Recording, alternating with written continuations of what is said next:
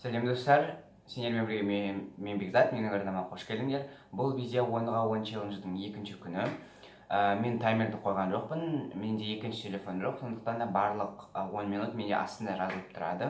Соған қарап видеоны тоқтататын боламын. Менің камерам қозғалып жатыр. Мына жерге қойып қояйын.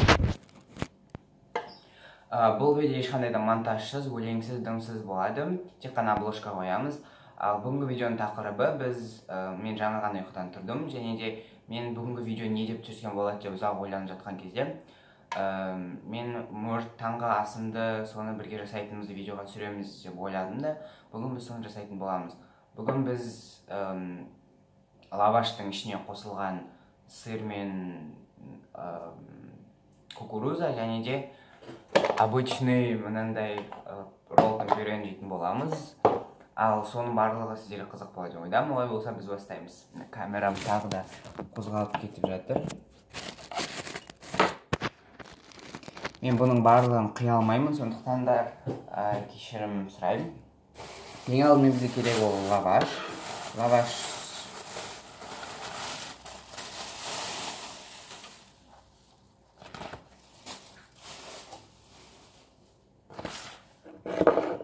мен қазір камераны дұрыс қойып алайын. Міне осы жерге қояйын, осылай ыңғайлы болады деген ойдамын. Так, қазір біз лавашты алайық. Бұл жерде дұрыс лаваш қалмапты, сондықтан мына лавашты ала салайық. Өйткені бәрі бөлініп қалған. Осыдан қазір бірдеңе шығарамыз. Мен мынандай сырды, плавленый сырды аламын да.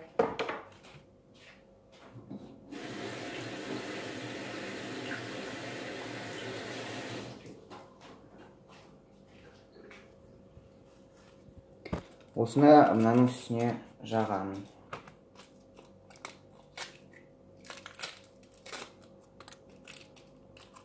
Және де жақында менің арнамда сұрақ-жауап деген видео шығатын болады. Сол кезде мен пиарлардың жауабын айтамын. Көбісіңіз жазып жатырсыздар, конкурстың жауабы қайда деп болады, барын күтіңіздер.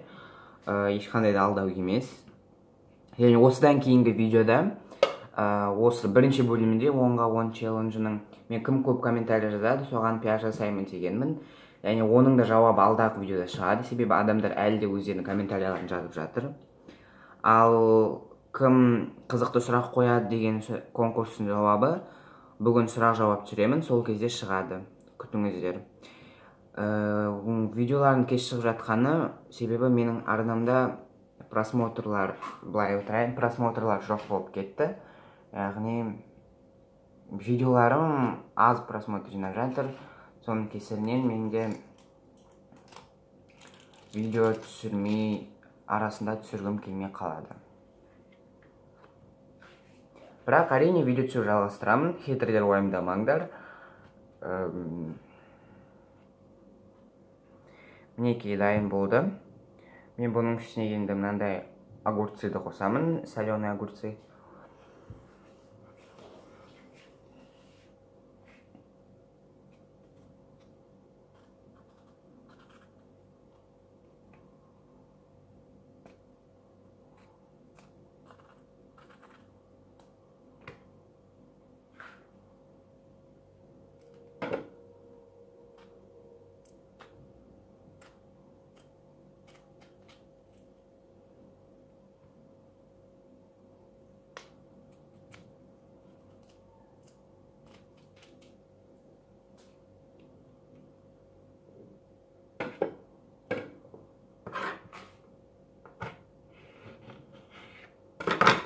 Мінекей соңғы екеуін қосамыз.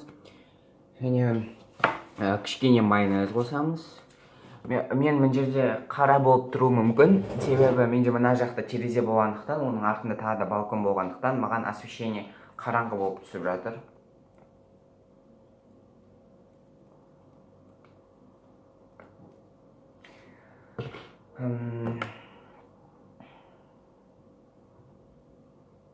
және жақында сабақ басталады. Сол кезде мен Back to School деген видеосын түсірейін бе, түсірмеймін бе, соны комментарияға жазып кетіңіздер. Көбісі айтатын шығар, сен неге түсіресің, бала емессің бе деп, бірақ ондай видеолар көп просмотр жинайды. Мен просмотр, ол менің рейтингім жоғартылады. Сондықтан мен ол кім түсіреді, қалай түсіреді, оған қарамаймын, түсіре беремін. Астына комментарияға жазып кетіңіздер. Және де кім білмейді, 3 август, яғни 3 тамыз күні, небәрі 4 күннен кейін менің туылған күнім. Сол кезде мен сендерге влог түсіретін боламын. Мен 15-ке толамын ол кезде. Міне сыр. Енді осы маған чоркадан өткізу керек.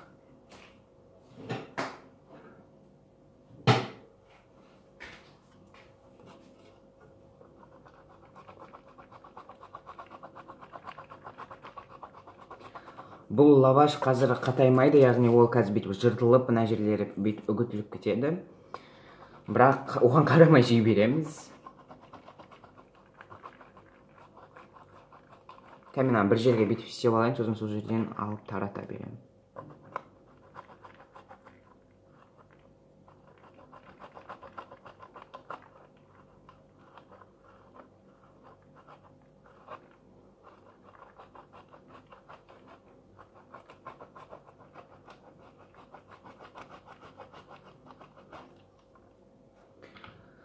Мінекей дайын болды. Бүйтіп жіберейік. Тағы да кішкене қосайық. Егер де сіздерде лавашпен мынандай обычный кукуруза болса, онда сосын сыр болса, сол екеуін араластырып істесеңіз дәмі өте керемет шығады. Обычный донерден де күшті болып шығады. Енді сатып алатын болсаңыздар да арзанға шығады. Міне сырды қосып болдық. Менің 3 минутым қалды. Оған дейін бұл пісіріледі деген ойдамын. Және мынандай кукурузаны қосайық.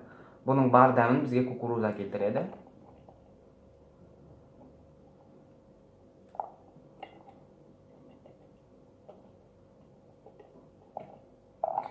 Мінекей. Мына бүйтіп істейік. Және мұның бір-біріне жабысу үшін жан-жағына майонез қосайық. Точнее, жағайық.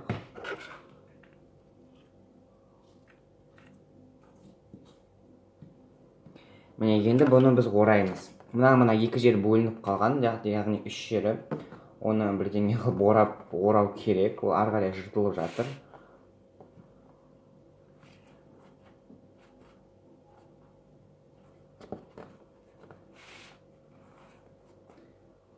Және астынан түсіп жатыр.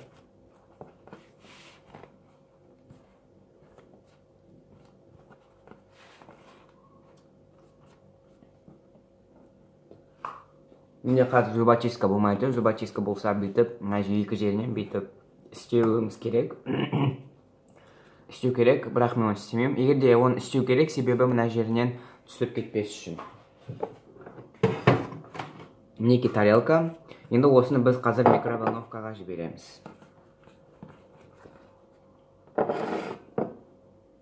Мен бұны ортасынан екіге бөлейін.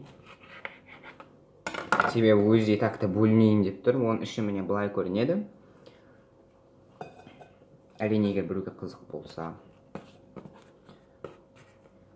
Мінекей енді мына жағынан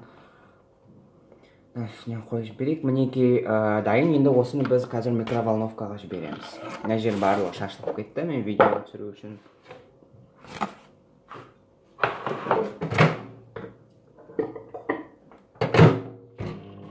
Мінекей мен оны жібердім.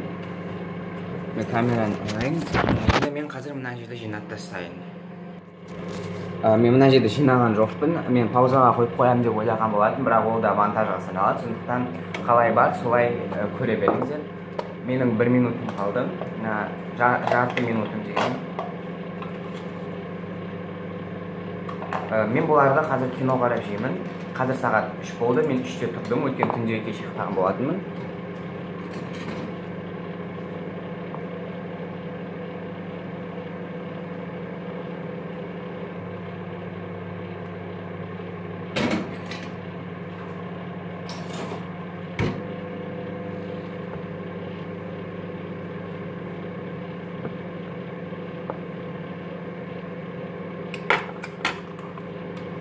мінекей мынау дайын. Менің 10 минутым өтіп кетті. Қазір микроволновкадан шықсын, сосын мен сендерге соның результатын көрсететін боламын.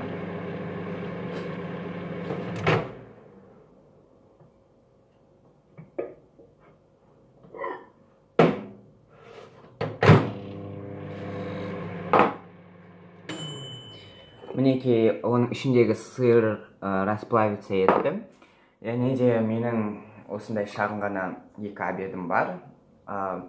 Болды. Менімен бірге болғандарыңызға рахмет. Осы видеоны саусақтың жоғары тұрған белгісін басып, оның астына колокольчикті басыңыздар. Осы видеоға лайк басып кетіңіздер. Қанша көп лайк жиналса, соншалықты тез видеоны салуға тырысатын боламын. Сау болыңыздар.